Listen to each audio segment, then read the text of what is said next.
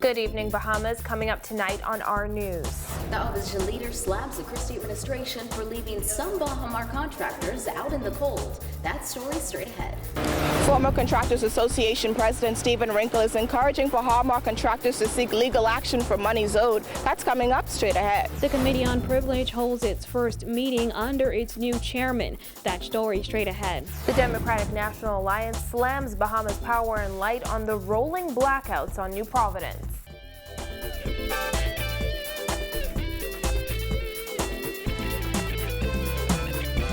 Welcome to our news. I'm Christina McNeil. Thanks for joining us. Topping news tonight, the Christie administration has misled Bahamians and seemingly left some Baha contractors out in the cold, according to opposition leader Dr. Hubert Minnis. Minnis had harsh words for the government in the wake of news that contractors who are owed monies by China Construction America will not be eligible to receive payouts from the newly appointed Claims Committee. Dana Smith reports. The opposition leader said the fact that not every contractor associated with the Baha project will be getting paid only proves that this Christie administration misled the public. He said it seems to him the Prime Minister is looking out more for his new friends than Bahamians. You see how they screwing us at Baha? You see how they screwing us? We getting screwed royally. The contractors can talk about it. In a notice posted in the newspaper this week, the committee responsible for overseeing the payout of claims to Bahamar's creditors said only contractors who are owed money by a Bahamar company are eligible. Those owed by China Construction America are not. Minnis said Prime Minister Perry Christie led the public to believe that all contractors associated with the Bahamar project would be receiving monies that are owed to them. Instead, he said it seems the CCA contractors have been left with the short end of the stick. I don't want to use the real Bahamian terminology, all right, to say what he's doing to us. But Bahamas knows what he's doing to us. And this government must definitely go, because they're not looking after us. Minnis charged it's the government's job to protect its citizens at all costs, rather than prioritize newly found friends. He asserted Bahamar developer Sarkis Ismirlian should have representation on the Claims Committee, and so should the Bahamian Contractors Association. And he noted Ismirlian said he had a plan to complete Bahamar and get it open.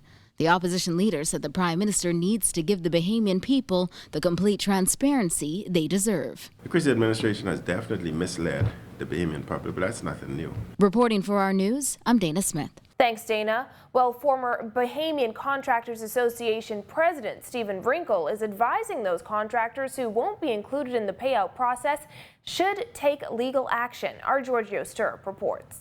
Former Contractors Association President Stephen Rinkle is encouraging those former Baha contractors to seek legal action against China Construction America and its subsidiary CCA Bahamas. Rinkle said those contractors barred from participating in the claims process should come together and sue CCA. They need to seek some legal advice, whether they're going to pursue arbitration, as was recommended by Leonard Sands, the current president of the BCA, or whether they're going to go ahead and move forward with a legal action so that they can officially lodge their claim within the legal system of the courts of the Bahamas is a matter for them to have to decide.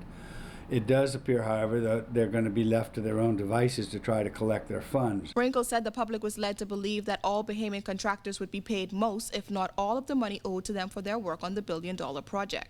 He said those contractors owed by CCA have basically been left to fight their own battle with the company, something he called a very daunting prospect. We have no means whatsoever of going to China and collecting any funds from them. They're a huge international conglomerate. They've got teams of attorneys around the world. This thing would stay either in arbitration or litigation. It could stay for years. So the contractor's in a very tough position, and it's unfortunate that they were led to believe at the press conference that they were going to get paid. Rinkle added that contractors always seem to get the short end of the stick when it comes to dealing with foreign companies. He is calling for certain measures to be put in place to protect them in the future. The contractors of the Bahamas are continually left holding the bag with regards to foreign investors, developers, and contracts who come into the country and are not required to put up a performance bond to ensure that there's money there to pay their creditors and suppliers and contractors and subcontractors should they default. It's been a long time problem within the country, and it really needs to be addressed. Reporting for our news, I'm Georgia Stirrup. Well, F&M Shadow Minister for Labor Loretta Butler Turner is insisting the government's agreement with China Exim Bank is nothing but a circus act. It is a very sad day for the Bahamian people.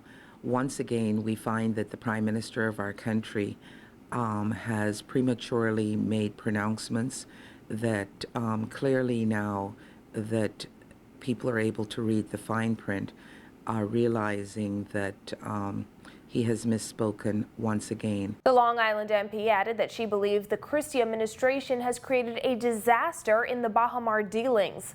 Last week, the government announced that a committee has been formed to oversee the payouts for Baha Mar creditors. Butler Turner says the fact that no one representing contractors was appointed to the committee was highly suspicious. I said last week, and I reiterate again, it was a very poor choice on the committee to have a representative of CCA sitting on that committee without any representation from the Bahamian contractors. In other news, a probe into the ruling handed down by Justice Indra Charles on the Save the Bays emails will be public, according to the newly appointed Committee on Privilege Chairman Arnold Forbes, who says the group plans on making the entire process as transparent as possible. Our Jasmine Brown was at the House of Assembly today and has the details in this report. Jasmine? That's right, Christina. The committee met here in the House of Assembly's Majority Room this morning, where they outlined the way forward, indicating they planned on holding public hearings.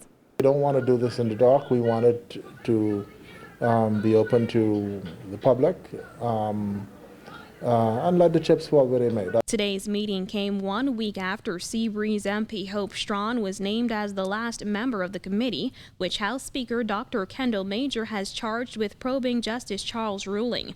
Charles ruled that Marathon MP Jerome Fitzgerald breached the constitutional right to privacy of members of Save the Bays when he read their private emails in Parliament in March. Forbes says the committee is working quickly to begin its probe. That is one of the top matters on the agenda, and we plan to move this along very quickly. Forbes replaced South and Central MP Damian Gomez after he resigned as chairman, citing a conflict of interest as the matter involves his client, Canadian fashion designer Peter Nygaard. The new chairman says they are currently working on the list of persons who will appear before the committee. He vowed to conduct an unbiased investigation. Be very effective and diligent in what we do, and we will bring sound reports that are based on truth and facts. Now, Forbes said he could not say when they would wrap up the matters. However, he promised that the committee would move swiftly. Reporting from the House of Assembly for our news, I'm Jasmine Brown. Back to you, Christina. Thanks, Jasmine. Still to come on our news. 3 new names set to be thrown in the ring for the F&M in the next general election. Plus, if you're a football fan, Cable Bahamas has big news for you. That's coming up when our news returns.